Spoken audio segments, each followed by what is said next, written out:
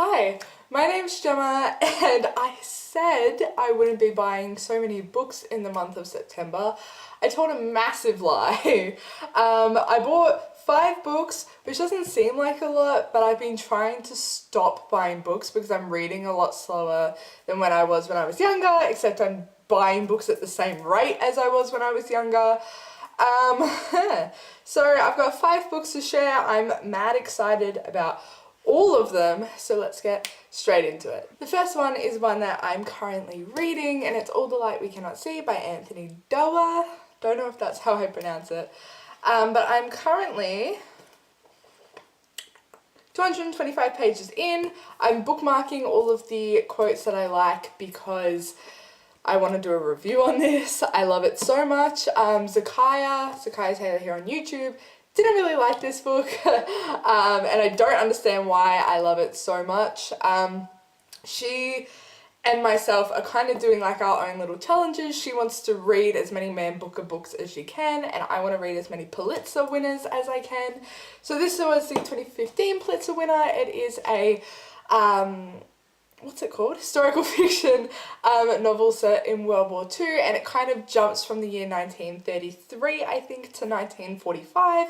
It follows 2 characters. The first is Marie Laure, and she's mainly throughout the novel a 16-year-old French girl, and she's blind.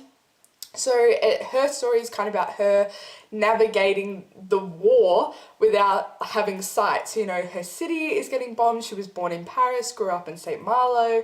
So it's about her city getting bombed by the Germans and her not being able to protect herself in the same way as she could if she was sighted. And the second perspective it follows is a boy called Werner, and he is a German boy. He's obsessed with like mathematics and science and engineering, and he is basically a Nazi dream. He's intelligent, he's got blue eyes, white hair, he's the perfect Aryan boy, and it's kind of just their story navigating the war, and it is so beautifully written. It's just stunning, and so far, I would recommend it. The second one is one that I was in the bookstore, and I generally don't go book shopping anymore. I generally stay on the book depository or at like Savers or op shops, thrift stores, that kind of thing. But I saw this and it was only like $13 or something ridiculously cheap, and I literally squeaked, like an animal sound came out of my mouth.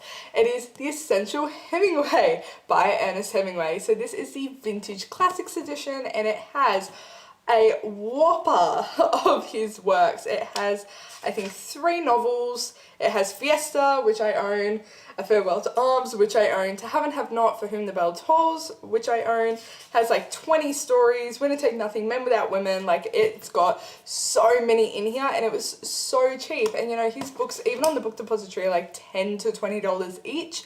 This was like, it was less than 20. I think it was either 13 or 17. I can't really remember. But I'm literally so happy I have my grubby little hands on this because it just saves me a lot of money. And even though I don't like bind-ups, I think this is beautiful and I cannot wait. The next one is actually one that I didn't buy. This was a gift from Zakiya. It was featured in her book unhaul video, I believe, but I went over to her house, saw it, she gave it to me. It is The Beast Within by Emile Zola, I believe is how it's pronounced. This is the first Blue Penguin classic I've ever seen. She had to explain what it meant. It means it's a translated edition. I believe it was written in French to begin with. I have no real clue what it's about, but it says Zola's tense, gripping psychological thriller of adultery, corruption, and murder on the French railways is a graphic and violent exploration of the darkest recesses of the criminal mind. So that sounds super duper gripping, and I cannot wait to delve into it. And I've been meaning to get to a lot of translated fiction because obviously I only speak English and my native Indigenous language. So I don't like, I feel like I don't read a lot of literature that I could because I don't speak the language, so I've been meaning to get to a lot of translated fiction, and I know some things get lost in translation, but I still think it would be a really good exploration of literature to branch out past the English language, because I think there's a lot of techniques that different cultures utilize in their literature. Japan especially, I've been reading a couple of translated Japanese works, and I started reading IQ 84, which I believe is by a Japanese author, and their like literary techniques are so contrasted to English literary techniques, but super lit, super lit. On the theme of Zakaya, I actually bought this book for her. I was on the phone to her in her most recent video, which was a book haul as well, but it's White Teeth by Zadie Smith. I was at a thrift store and this was $4, and she liked Swing Time by Zadie Smith. And I saw this and I was like, look, I just found it. Do you want it? She was like, hell yeah. I have no idea what this is about. I literally only picked it up because Zadie Smith is as big as the title. I hate that. I hate that on book covers where like the author is so famous. Like James Patterson does it a lot. Now I can't think of any. Emily Bronte books have it a lot. When the author is so famous that their name is as big or bigger than the title, it's bloody annoying.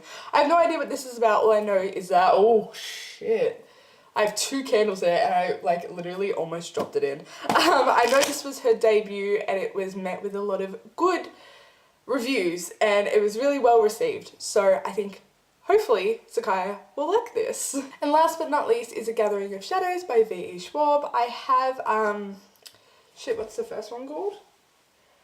A Darker Shade of Magic. I bought that. I haven't read it yet, but this was only $3. It's the sequel.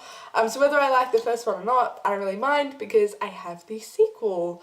And I have no idea what these books is about. I believe, if I'm not so mistaken, it's about how bad deeds turn into monsters, and like one girl is like a monster tamer or like runs a monster union or something. As you can see, I'm really, really good at booktubing. But yeah, I'm just super excited and heard a lot of good things about V.E. Schwab, so hopefully I can get to this soon. And there's a bookmark in there from Book Barn. Coolio. So that wraps up my September book haul. I hope you guys enjoyed this video. Until next time, bye guys.